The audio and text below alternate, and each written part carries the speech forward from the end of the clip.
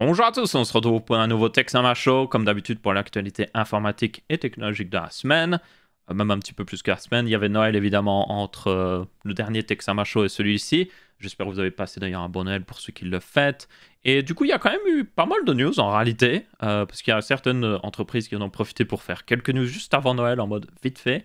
Après évidemment, la période entre le Noël et la nouvelle année, ça va être plutôt vide. Et puis après, début janvier, on va avoir le CES techniquement, mais pas vraiment parce que ça se fait pas IRL. Cette fois-ci, ça se fait en ligne. Donc, vous avez Nvidia, Intel, Samsung aussi qui devraient présenter leur prochain téléphone. On va en parler dans cette vidéo. On a pas mal de petites news assez intéressantes, quoi qu'il arrive, dans ce Texama Show aussi. C'est celui de la semaine d'après qui va être moins intéressant. Donc, notamment ZTE qui a sorti un premier smartphone avec une caméra sous écran. Plutôt intéressant. Nous avons aussi des informations par rapport à l'arrivée de nouveaux processeurs Intel et aussi d'autres news diverses et variées. Vous avez la table des matières, de toute manière. Ok, commençons tout de suite. Donc ouais, la première news, comme j'ai dit, c'est ZTE qui a sorti le ZTE Axon 20 5G Pictures. What? Pourquoi c'est écrit Pictures? Ok, je ne sais pas pourquoi. C'est un smartphone c'est semi-haut de gamme, on va dire, pas totalement haut de gamme. Donc, notamment, vous avez un écran de 6,9 pouces quand même, capteur 64 mégapixels, Snapdragon 765G. Donc, vous voyez là, c'est plus milieu de gamme, 6 ou 8 Go de RAM, une batterie de 4220 mAh. Et sa particularité, comme je l'ai dit dans l'intro, c'est le fait qu'il y a une caméra sous l'écran. Donc là, vous la voyez pas trop, mais en réalité. Ouais, quand vous avez l'écran allumé et vous n'avez plus les photos de presse qui sont toujours magnifiques, hein, qui sont faits exprès pour le cacher, vous voyez qu'il y a quelque chose. En fait, comment ils ont fait, pour ceux qui se demandent, le problème c'est qu'un écran normal, même un écran OLED qui est techniquement transparent, il n'est pas assez transparent pour une caméra. On peut le voir d'ailleurs, vous avez Jerry Rig qui a fait une vidéo sur ce téléphone-là où il le démonte et il regarde justement vu que ce téléphone a aussi un capteur d'empreinte sous l'écran, il regarde qu'est-ce que voit le capteur d'empreinte à travers l'écran. Pas grand-chose. Par contre, ici, il voit très bien à travers. Pourquoi? Parce que ce petit carré-là que vous voyez, c'est un autre écran au final. C'est un écran basse résolution. Genre vraiment, c'est des gros pixels. On peut le voir d'ailleurs un peu ici. Et comme ça leur permet de voir plus facilement à travers l'écran, parce qu'il y a plus de lumière qui passe. Et donc, ça permet à la caméra de prendre des photos. L'image est quand même un petit peu déformée, forcément. Enfin, pas forcément déformée, mais il y a une petite teinte de lumière due à la couleur de l'écran, parce que l'écran n'est pas parfaitement transparent. Ils sont un petit peu jaunes en quelque sorte. Même les écrans LED transparents, vous voyez qu'il y a une petite teinte jaune par moment. C'est un petit peu le cas ici. Et du coup, c'est comme ça qu'ils y arrivent. Donc, c'est pas une solution parfaite, on va être honnête, hein. Mais ça vous permet au moins quand vous avez un fond d'une certaine couleur ou autre chose. Là, c'est un fond bleu, c'est bleu. Si vous mettez une vidéo ou autre chose, vous ne le verrez pas en fait. Donc là, par exemple, on le voit très bien. Donc c'est surtout quand vous avez quelque chose de très lumineux que vous voyez vraiment les pixels. Comme justement il le montrait avec le fond là. Quand vous avez quelque chose déjà un peu plus sombre, ça se cache beaucoup plus facilement. Donc c'est encore une fois, un peu de bricolage, c'est pas parfait, mais c'est peut-être mieux qu'une notch pour beaucoup de gens, honnêtement. Personnellement, je trouve que c'est encore assez du bricolage. Je serais du genre à attendre, parce que ça commence à arriver. Vous le savez que ça, c'est la première génération. D'ici 6 mois, même pas, vous avez une nouvelle version où ça se verra beaucoup moins, en fait. Que c'est un écran plus basse résolution ou autre chose, ou peut-être Samsung va sortir un écran OLED euh, beaucoup plus transparent, ou peut-être qu'ils vont utiliser justement un écran OLED transparent qui existe déjà. Il y a des écrans OLED transparents d'assez bonne résolution, donc il y aurait moyen certainement. Mais vous sentez que ça va s'améliorer très vite, certainement, je l'espère en tout cas. Mais dans votre cas, justement, est-ce que vous préférez ça à une notch, justement? Donc avoir juste une notch, ou avoir la petite notch en goutte d'eau comme avait fait OnePlus à un moment, ou juste un trou, hein, en plein milieu, ou peut-être un trou sur le côté. Qu'est-ce que vous préférez justement comme solution? Bon, personnellement, je préférais ne pas avoir de caméra selfie ou avoir une caméra pop-up, c'est le mieux. Vous avez le Zenfone aussi qui a la caméra qui, hop, carrément, c'est la caméra arrière qui revient à l'avant, ça c'est pas trop mal aussi. Moi, la raison principale pour laquelle j'utilise la caméra à l'avant, c'est peut-être pour faire un appel visuel avec quelqu'un ou ce genre de choses, quoi. Je suis pas du genre à prendre beaucoup de selfies, donc, yep. Et puis, honnêtement, quand je vois par exemple, oui, que ben, vous avez le Zenfone qui permet d'utiliser la caméra principale, ça vous donne une bien meilleure qualité. Donc, jamais trop aimé les caméras à l'avant. Elles sont toujours moins bonne qualité que les caméras à l'arrière. Forcément, elles sont beaucoup plus petites. Et juste, ouais, et au final, on les garde pour pas énormément d'utilisation. Mais elles ont quand même leur utilité. Il faut pas déconner. Il y a beaucoup de gens qui font des appels vidéo. Et du coup, il y a quand même une utilité à ces caméras-là. Mais c'est juste, voilà. Qu'est-ce que vous préférez justement comme solution? Ensuite, une autre news totalement... oui, ok.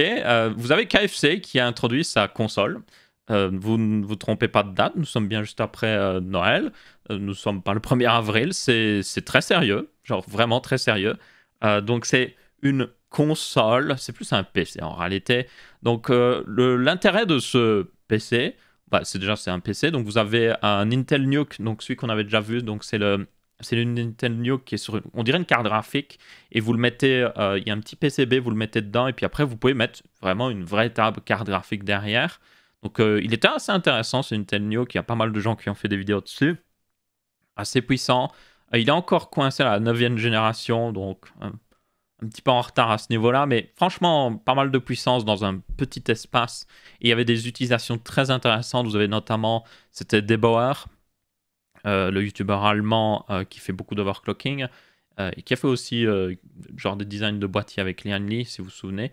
Ben lui, il a notamment réussi à le mettre dans un slot PCI Express de sa carte mère et avoir un PC de stream, genre dans le même PC, genre sur la carte mère. Parce qu'au final, il utilise une partie de l'électricité du slot ici pour s'alimenter et aussi ce whip-in ici.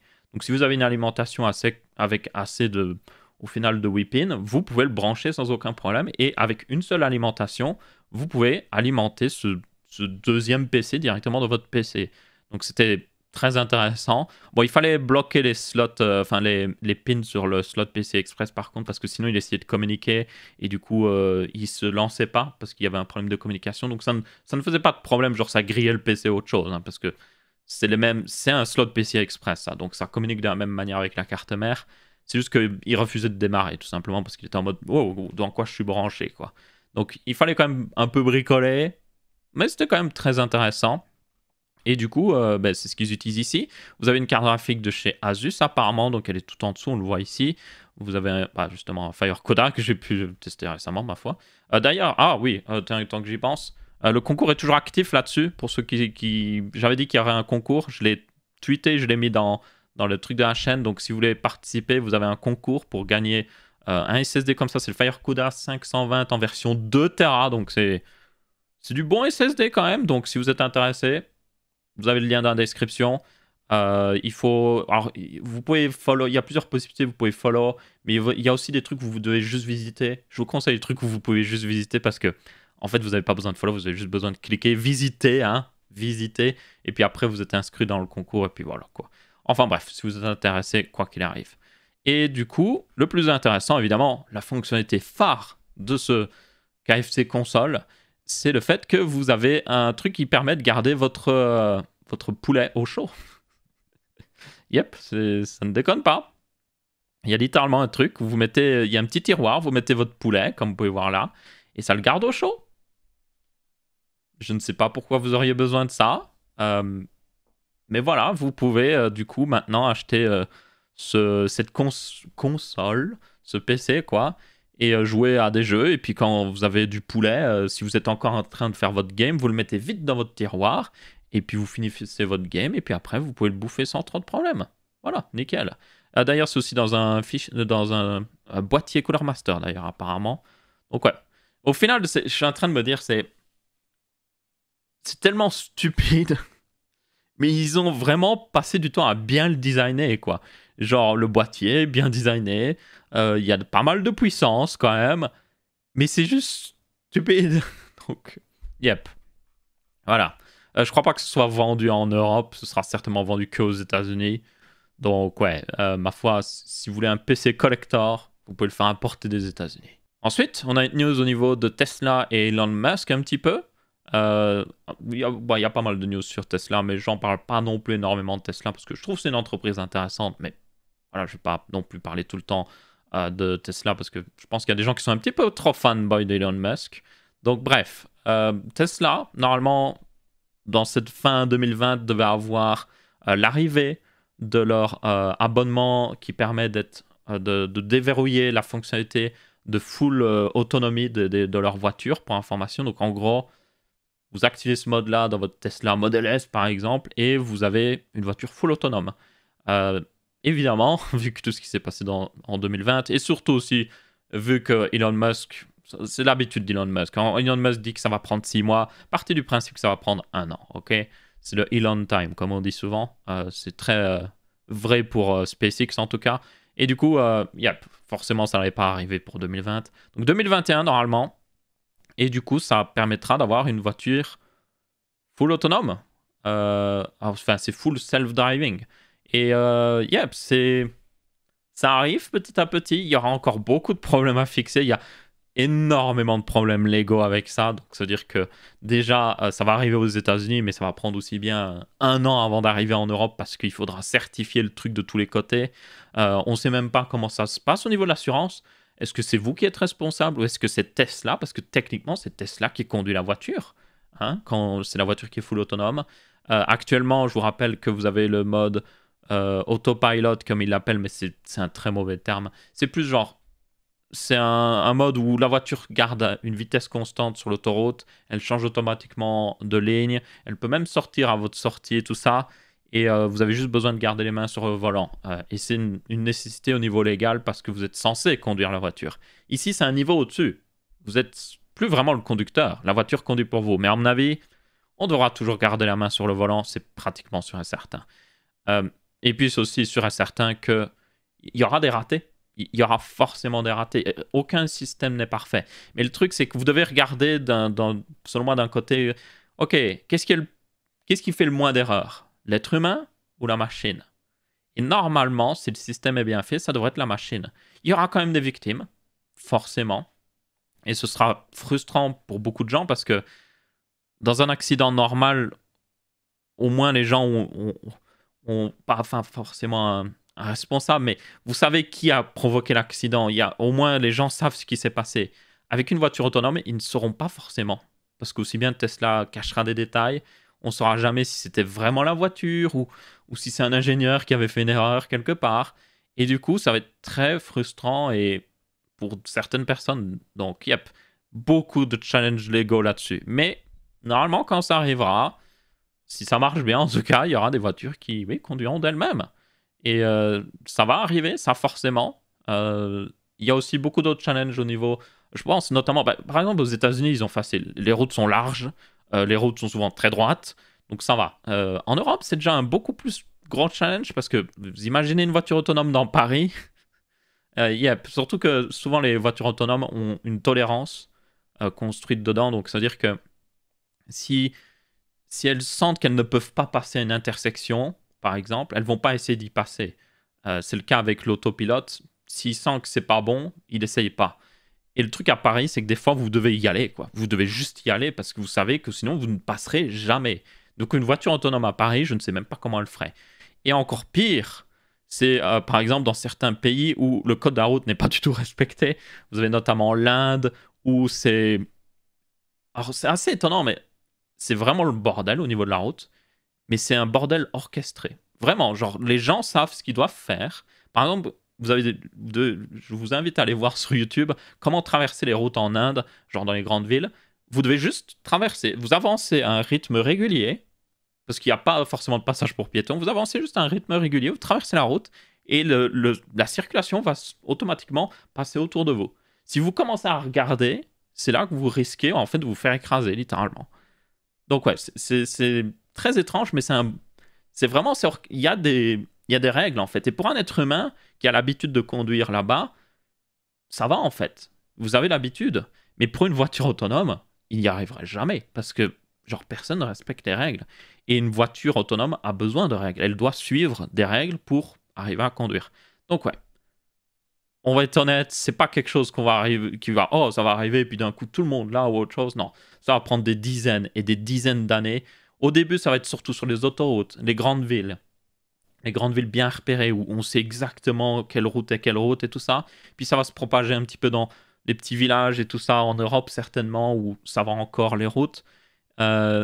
Et puis certainement aussi au niveau des camions, parce que là, les camions, il y a un énorme intérêt financier, forcément, hein. Si vous pouvez éviter de payer un camionneur, il y a beaucoup d'entreprises qui le feront, ça ne vous inquiétez pas. Bon, au début, évidemment, il y aura toujours besoin d'un être humain dans le véhicule, quoi qu'il arrive, et peut-être certainement encore pendant pas mal de temps. Mais yep, ça va se faire petit à petit. Donc ouais, je sais pas si j'ai vraiment hâte de voir ça personnellement, parce que je suis un peu en mode... Encore une fois, je suis un peu partagé sur certaines choses là-dessus. Mais une chose est sûre, ça fait partie du futur et c'est inévitable, même si ça prend beaucoup plus de temps qu'on ne le pensait. Et ça prendra encore beaucoup plus de temps que les gens le pensent. Parce que s'il y en a qui vous disent, dans 5 ans, on a tous des voitures autonomes, c'est de la folie, c'est de la pure folie. Déjà, quand vous voyez la durée de vie d'une voiture sur le marché, justement, une voiture, quelqu'un l'achète, il la revend d'occasion peut-être 5 ans plus tard, et une autre personne va l'utiliser jusqu'à quand qu'elle soit plus bonne, il va la réparer, tout ça. Une voiture, ça dure 15-20 ans facile sur la route. Donc, se dire que les voitures qu'on a actuellement, les gens qui achètent des voitures actuellement, ces voitures-là vont rester certainement sur la route encore jusqu'à 15-20 ans. Donc, se dire que les voitures autonomes, il va falloir minimum 15-20 ans pour que la flotte de voitures actuelles se fasse remplacer. Donc ouais, ça va prendre énormément de temps. Et puis, tout le monde ne va pas acheter des voitures autonomes, surtout, parce que ça va coûter cher, parce qu'il faudra payer hein, pour ce truc-là. C'était 10 000 $. C'est quand même... C'est cher. Donc ouais, on verra bien. Un autre truc qu'on verra bien aussi, c'est le fait que Samsung va annoncer son Galaxy S21, donc toute la line-up. Donc il y aura normalement un S21, un S21 Plus et aussi le S21 Ultra, qui sera la version juste overkill, paye-nous tout autant d'argent parce que on a rajouté quelque chose, je suppose, comme d'habitude. Hein. Et du coup, on a un petit peu le design, c'est à peu près confirmé tout ça, parce que, genre, Samsung a du mal à garder les leaks, ou alors ils le font exprès, je ne sais pas. Mais ce sera annoncé le 14 janvier, quoi qu'il arrive, donc c'est très proche, donc c'est à peu près sûr que c'est à ça que ça va ressembler. Et comme vous pouvez voir, c'est particulier comme design. Ça me dérange pas, personnellement, mais c'est clair que c'est pas pour tout le monde, hein. C'est sympa, ils utilisent le verre d'ailleurs mat qu'ils ont utilisé sur la Galaxy Note 20 Ultra. Donc ça c'est cool par contre. Je veux personnellement voir plus de téléphones qui utilisent du verre mat comme ça, c'est beaucoup mieux. Vous avez beaucoup moins de traces d'empreintes, de doigts. Vous avez toujours les avantages du verre, genre ça laisse passer les signaux, ça laisse passer le chargement sans fil. Et ouais, c'est beaucoup plus beau franchement, ça fait beaucoup plus premium aussi. Donc ouais, ça pourrait être intéressant. Maintenant, au niveau des specs, pour ceux qui se demandent, on va être honnête, bon, c'est Samsung Galaxy, ils vont utiliser certainement les dernières specs à la mode. Il y a pas mal de rumeurs sur, par contre, le processeur utilisé. Notamment, il y a des gens qui s'attendent à ce qu'on voit le processeur en partenariat avec AMD, avec une partie graphique. Je crois pas qu'on le verra dans le S21. Après, on verra bien. Vous avez aussi le fait comme quoi il y a une rumeur qu'il y aurait pour le S21 Ultra des fonctionnalités de mode S Pen. Donc il y aurait le S Pen, mais pas forcément dans le téléphone. Donc c'est pas comme une Galaxy Note. Donc c'est un peu bizarre. Donc on verra bien ce que ça donnera. Ce sera intéressant quoi qu'il arrive. Et puis vous avez d'autres petites specs par-ci par-là. Je sais plus combien de gigas de RAM qu'ils avaient prévu, mais à mon avis ça doit être 12 ou 16 gigas de RAM. 5G évidemment. Il y a même le Wi-Fi 6E qui est une petite évolution du Wi-Fi 6. Enfin, c'est pas une petite évolution. Il faudrait que je fasse une vidéo là-dessus. C'est assez intéressant pour ceux qui voudraient le savoir. Et puis, il me semble que j'en avais déjà parlé dans un texte à ma show de toute manière. Et puis, il y avait le fameux Snapdragon 888, justement, qu'on a vu dans un précédent texte à ma show. Et par contre, là, évidemment, encore une fois, et c'est ça qui va faire un gros débat pour ce téléphone, et c'est pour ça que j'en parle un petit peu, je vais être très honnête. Le Snapdragon sera réservé pour les États-Unis et certainement la Corée du Sud. Et pour le reste du monde, vous aurez le processeur Samsung qui est, en tout cas pour la Galaxy Note et même les Galaxy S20 actuels, est moins puissant, chauffe plus, utilise plus de batterie pour la même chose. Donc, yep.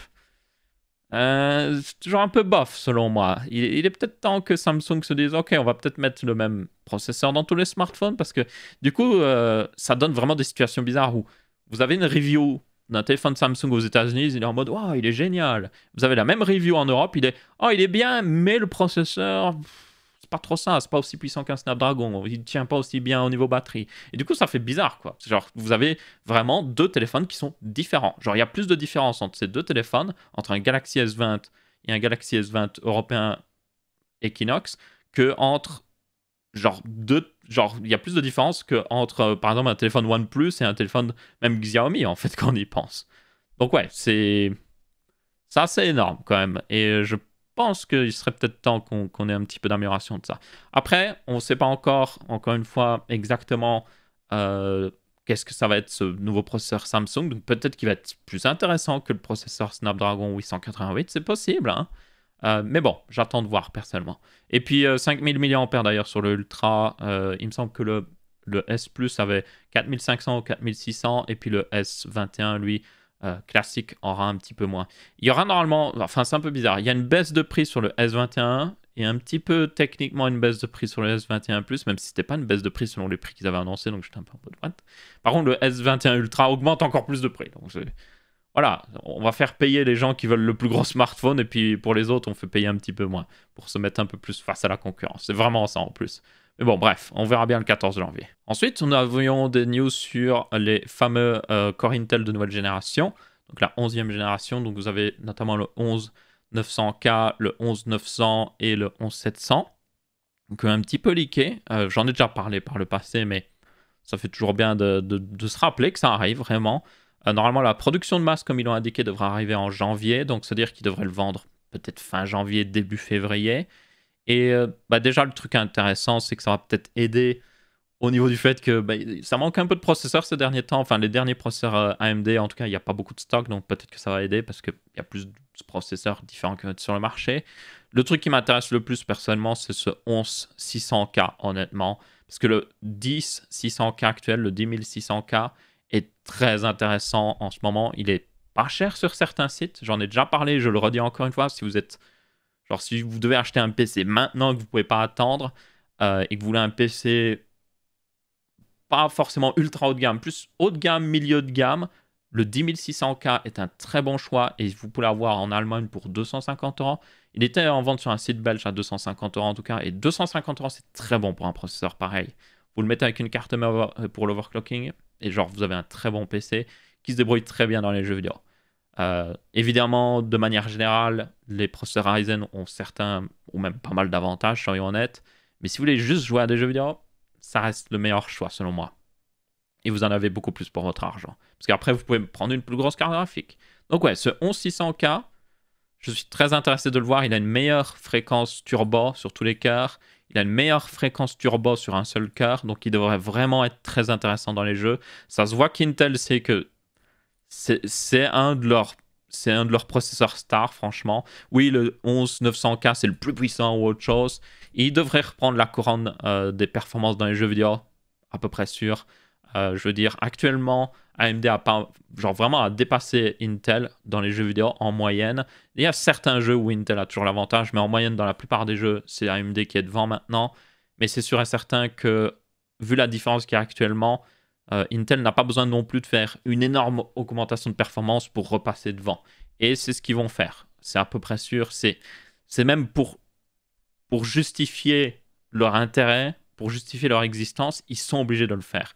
Et c'est même pour ça que, selon moi, ils sont repassés à un Weaker sur le 11900K parce que, avec Weaker, ils peuvent se permettre. Weaker, c'est toujours très bon dans les jeux vidéo, franchement. Seeker aussi, c'est toujours très bon.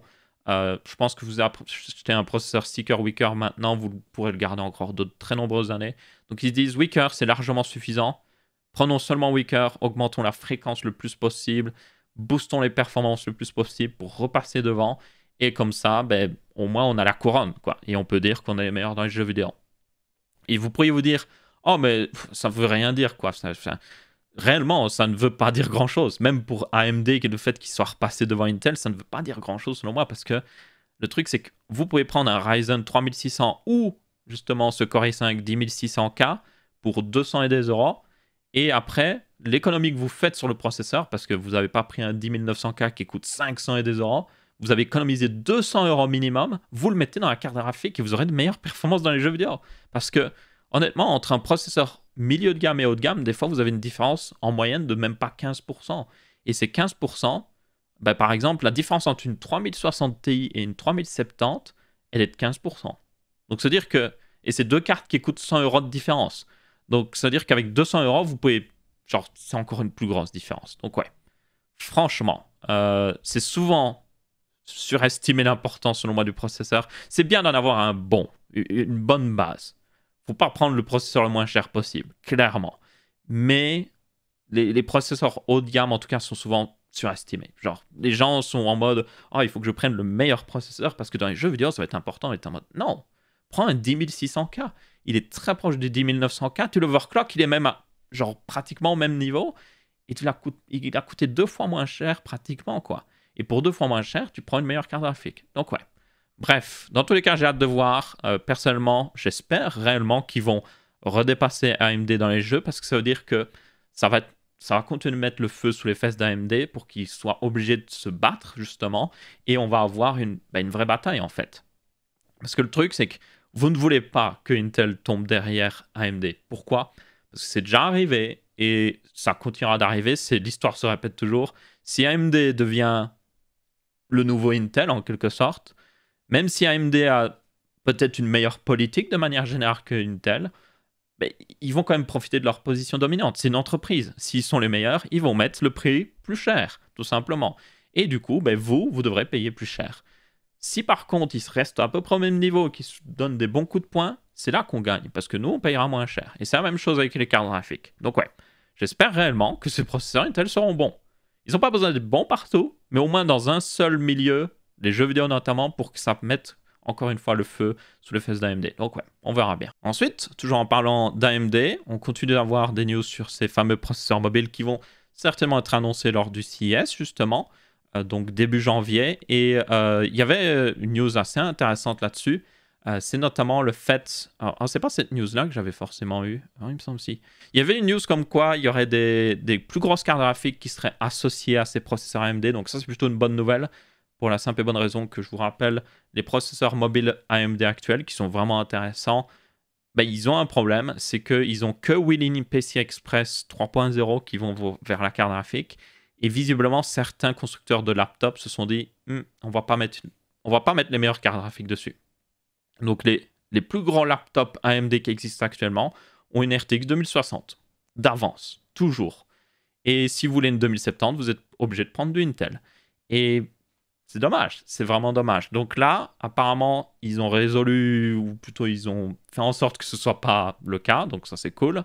Et du coup, aussi au niveau performance, ils sont assez intéressants. Bon, c'est ce qu'on avait vu en fait. On a vu un énorme gain entre Zen 2 et Zen 3, donc ça c'est un petit peu la même chose. Il y a un énorme gain, il y a même limite un plus grand gain parce que ces nouveaux Zen ici tournent à une plus haute fréquence de base. Alors que, par exemple, AMD l'a fait sur les processeurs de desktop. De base, ils fonctionnent à une plus basse fréquence, Zen 3 par rapport à Zen 2. C'est juste qu'ils boostent plus haut par contre. Mais là, il y a vraiment la fréquence de base est déjà plus haute. Donc, comme avec le boost en plus, et on le voit d'ailleurs, par exemple, le 4900H qui était le meilleur qu'ils avaient, qui pouvait booster à 4,4. Et il était assez rare. On le voyait dans très peu de laptops, honnêtement. 4,4 quoi. Et maintenant, vous avez le 4900HX qui peut booster à 4,7 GHz. Donc ouais. Là, on se rapproche des boosts qu'a Intel sur laptop. Parce qu'Intel, ils peuvent booster jusqu'à 5 GHz sur laptop, 5,1 il me semble, sur les meilleurs processeurs mobiles qu'ils ont. Et donc, c'est plus très loin. Et avec une fréquence aussi de base qui est plus haute que chez Intel, on pourrait arriver dans un cas où les processeurs mobiles AMD sont plus puissants que les processeurs Intel dans les jeux vidéo. C'est pas encore le cas, mais ça va certainement arriver. Donc ouais, une autre truc très intéressante pour ceux qui veulent acheter des laptops, parce que ça veut dire que vous avez plus de choix. Vous n'êtes plus... franchement, pendant des années, j'ai conseillé des gens des laptops et c'était toujours la même chose. C'était en mode, ok, je regarde juste la carte graphique en fait.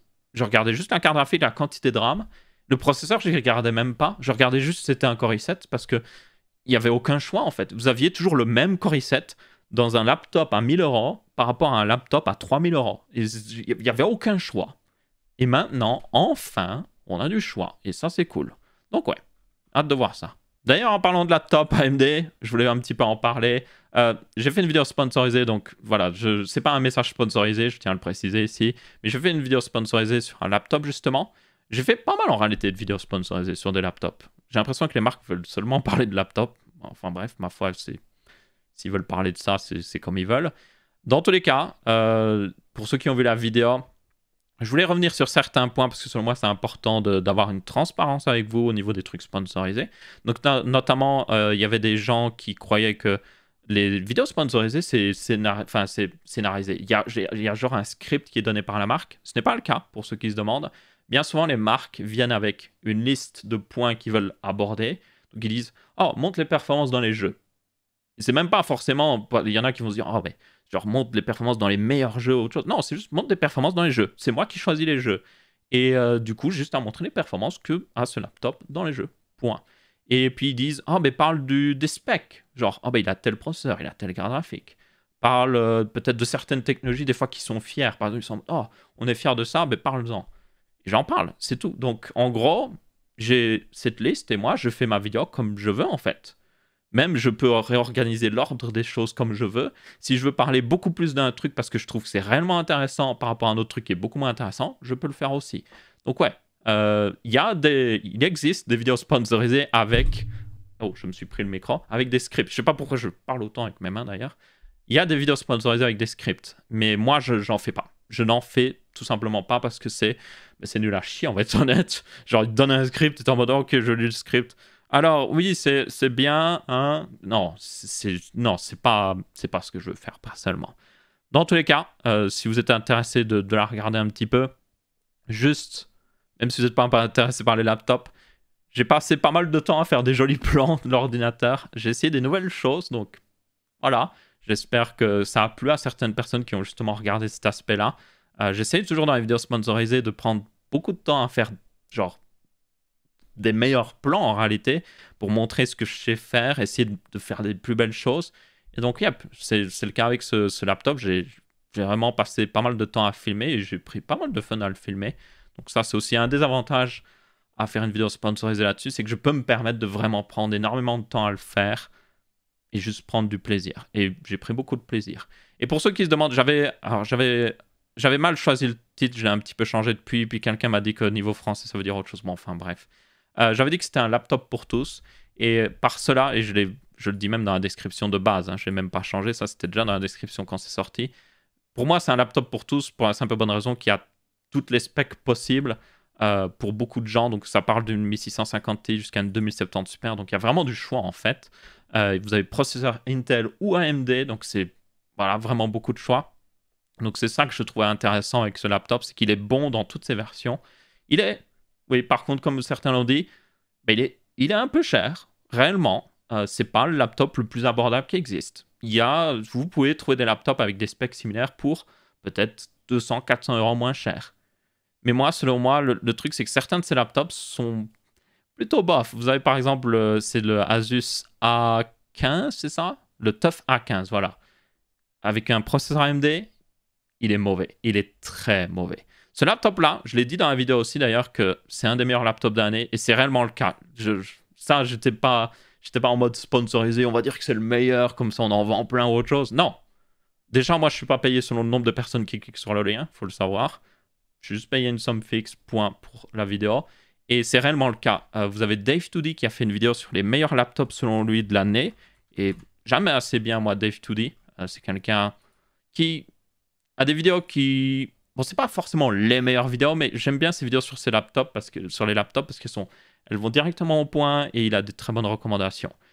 Et du coup, il a fait une tier list des laptops. Et devinez qui est là-haut en tier S. Vous avez le Roman 15.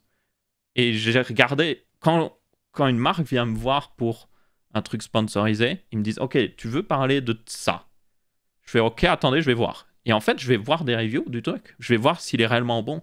Si une marque avec un produit franchement merdique, on va le dire, vient me voir pour que je fasse la pub, je vais juste dire non, ça ne m'intéresse pas. Je ne fais que de la pub pour des trucs qui m'intéressent. Donc, vous voyez, par exemple, le TUF 15, là, il est en rank D, donc il est voilà, plutôt mauvais. Vous avez le G14 aussi, qui est très bon ici, qui est là-haut. Il me semble que ça, c'est le Razer... Je sais plus quoi. Non, je sais même pas ce que c'est, ça. Bon, bref. Le Legion 15 aussi. Le Legion 5, plutôt, que beaucoup de gens parlaient. C'est un très bon laptop aussi, il est en tier A. Franchement, il est assez intéressant pour le prix et tout. Dans tous les cas, yep. Je sais que les trucs sponsorisés, c'est sponsorisé. mais je tiens à le préciser quoi qu'il arrive, même si c'est pas le laptop qui vous intéresse le plus parce qu'il est trop cher pour vous, et c'est pas grave, vous n'êtes pas obligé de l'acheter, je suis pas en mode acheter-le ou autre chose. J'essaye de montrer des trucs intéressants. Je ne vais pas faire des pubs pour des trucs où c'est juste franchement nul à chier. De toute façon, de manière générale, par exemple, ça doit être le cas d'Asus, je suis pratiquement sûr qu'Asus n'a payé pas beaucoup de personnes pour faire de la pub pour le TUF A15, parce qu'ils savent qu'il est mauvais. Et voilà, ils sont pas cons des fois, hein, les commerciaux de chaque marque. S'ils savent qu'un produit est mauvais, ils en parlent pas tout simplement. Ils ne le mettent pas en avant. Ils mettent en avant les meilleurs produits qu'ils ont. Donc ouais, voilà, juste... moi, je trouvais ça intéressant. Je trouvais ça aussi intéressant au niveau de l'évolution d'HP, qui est vraiment passé de, soyons honnêtes, marque de supermarché au niveau gaming. Hein. Franchement, c'était des PC de supermarché gaming. Et maintenant, ils ont franchement des trucs vraiment, vraiment très bons, quoi. Et c'est très impressionnant. Donc ouais, bref, voilà. Ah aussi, je le vois de temps en temps là-dessus, je suis en mode... Il y a toujours un mec dans les commentaires sur les vidéos de laptop qui est... Ouais, moi, mon PC gaming, j'ai tel truc dedans et il a coûté moins cher. Je suis en mode... Oui, c'est le principe. Les PC gaming, et c'est mon cas, je préfère aussi les PC et les tours, ça coûte moins cher. C'est logique. C'est le principe même. Quand vous avez de la place pour mettre les choses, vous n'avez pas besoin d'autant miniaturiser, ça coûte moins cher. Un laptop, vous avez énormément de puissance dans un truc très petit. C'est pour ça que souvent, ça coûte plus cher. Vous avez aussi le fait qu'il y a l'écran, le clavier, tout est inclus avec. Donc forcément, ça coûte plus cher qu'une tour qui n'a pas d'écran. Donc ouais, voilà, je sais qu'on peut acheter une tour pour moins cher, mais le truc, c'est quelqu'un qui achète un laptop gaming, il n'a pas besoin d'une tour. Il sait très bien qu'il n'a pas besoin d'une tour. Si vous pouvez vous passer d'un laptop gaming et avoir juste une tour, prenez une tour. C'est le meilleur truc, le meilleur choix que vous avez. C'est comme le Wi-Fi. C'est quoi le meilleur Wi-Fi? C'est un câble Ethernet. Point. C'est ça que vous avez de meilleur pour le Wi-Fi. Juste brancher un câble Ethernet. Donc ouais. C'est comme si, oui, quelqu'un sur une vidéo sur un routeur Wi-Fi était en mode ouais, moi je branche juste un câble. Ben oui, oui, forcément. Mais bon, je pense que quelqu'un qui est intéressé par un routeur Wi-Fi ne peut pas brancher de câble, justement. Une personne qui va regarder une vidéo sur un CPL, il ne peut pas brancher de câble. Enfin, ou en tout cas, un câble directement à travers toute la maison. Il le fait via le réseau électrique. Donc, ouais, bref. Voilà, si vous êtes intéressé de la voir, quoi qu'il arrive, cette vidéo, moi je la trouve intéressante. C'est une vidéo sponsorisée par contre, clairement, donc vous êtes prévenus. Maintenant, retrouvons notre nouveau segment qui arrive chaque semaine. Le segment, qu'est-ce que Google a tué comme produit cette semaine-ci? Et aujourd'hui, c'est tout simplement Android Things. Android Things, c'était c'est pas une version forcément d'Android. Bon, c'était un système d'exploitation qui était fait pour fonctionner avec Android, quoi qu'il arrive, qui pouvait tourner sur des petits appareils. Donc, des Internet of Things. Donc, par exemple, un capteur, un thermomètre, un frigo, un micro-ondes, n'importe quoi. Vous pouviez mettre Android Things et ça vous permettait de l'interfacer avec une maison connectée, tout simplement. Eh bien, c'est mort. Voilà, vous ne pouvez plus l'utiliser. En même temps, je ne crois pas qu'il y avait beaucoup de choses qui l'utilisaient, honnêtement, franchement. La plupart des marques ont fait leur propre truc. Certaines marques se sont mis ensemble pour que ça fonctionne ensemble. Mais ouais, soyons honnêtes, Android Things, c'était pas un truc très utilisé. Donc, c'est pas très étonnant qu'il l'ait tué. Mais ça continue. Ça se rajoute au cimetière de Google. Vous avez un site, je sais plus comment il s'appelle, mais c'est le cimetière de Google. Vous avez une quantité de produits là-dessus, c'est incroyable. Et ouais, Google, je ne sais pas ce qu'ils font des fois, mais j'ai l'impression qu'en fait, ils font plein de trucs. Ils balancent tout au mur, juste balancent tout. Et tout ce qui colle, ils le gardent. Et tout ce qui colle un petit peu, ils sont en mode non, ça colle pas. Pouf, ils le font tomber. C'est vraiment ça en fait. Donc ouais, je pense que des fois, Google devrait peut-être faire moins de trucs, mais toujours faire des trucs innovants, hein, parce que c'est toujours intéressant. Il y a des fois, quand vous faites des trucs innovants, vous doutez pas que ça va réussir, et puis d'un coup, ça réussit. Hein. Par exemple, on a vu des personnes qui ont fait Snapchat, ils s'entendaient pas forcément que ça réussisse. Ils étaient en mode, oh, on a un truc intéressant, faisons-le, et puis on verra bien. Et puis d'un coup, pouf, ça a explosé, quoi. Il faut toujours faire ça. Mais le truc, c'est que des fois aussi, quand vous savez que vous avez une bonne idée, vous devez la soutenir. Et c'est pas ce que fait Google, des fois. Donc, notamment, je pense qu'on va voir le truc avec Stadia. Pour moi, Stadia, ça va être un truc qu'ils vont finir par tuer, honnêtement. Et le pire, c'est que le cloud gaming, ça va être un truc énorme. Ça va vraiment être très énorme. Parce que imaginez pouvoir juste prendre un abonnement comme Netflix, ne pas avoir de console chez vous et jouer à des jeux AAA en très bonne qualité, tout ça, nickel, quoi.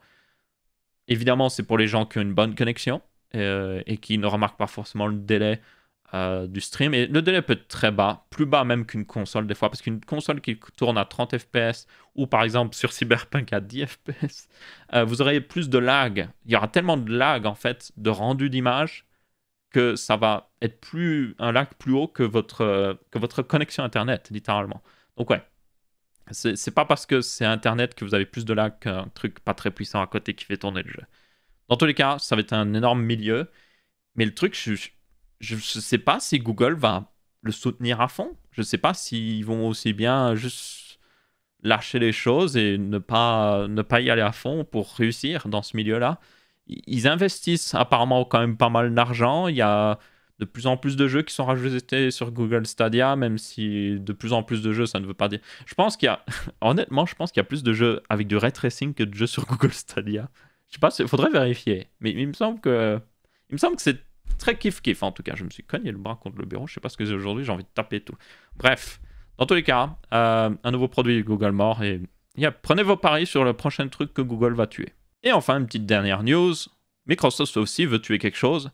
Et tout simplement, c'est tuer Apple certainement parce qu'ils veulent développer leur propre processeur ARM in-house comme Apple.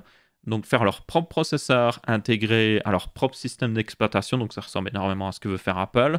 C'est un choix logique. C'est un choix, par contre, vachement en retard. Je dirais même, selon moi, bon, Microsoft est une énorme entreprise. Ils ont beaucoup de moyens. Ils font beaucoup de hardware. Ils sont même, au final, très similaires à Apple maintenant parce que Apple a toujours été une entreprise qui fait beaucoup de hardware. Et puis, ils sont passés à plus de logiciels. Donc, par exemple, Apple Music, Apple TV, ce genre de choses. Et puis avoir un bon système d'exploitation comme iOS. Et Microsoft, de leur côté, eux, ils étaient plus software, justement, donc Windows, et puis ils sont passés à plus de hardware. Et le truc, c'est que maintenant, Microsoft fait du très bon hardware, franchement, d'aussi bonne qualité que Apple, et Apple fait du meilleur logiciel que Microsoft, des fois, la plupart du temps. Enfin bref, dans tous les cas, ils sont assez similaires, je trouve. Mais le truc, c'est que par contre, ici, Microsoft est en retard. Ils sont vachement en retard. Apple développe des processeurs ARM depuis des années et des années et des années. Et le truc ici, c'est que ça va être dur pour Microsoft de rattraper ce retard. Alors, évidemment, comme c'est des processeurs ARM, ils peuvent se baser sur des designs existants. Donc là, apparemment, ce processeur sera basé sur le fameux... comment il s'appelait déjà? C'est le X1? Il me semble que c'était le X1. C'est le processeur d'ARM haute performance, vraiment fait pour les laptops et tout. Donc, ils vont certainement se baser là-dessus et puis faire des améliorations, évidemment.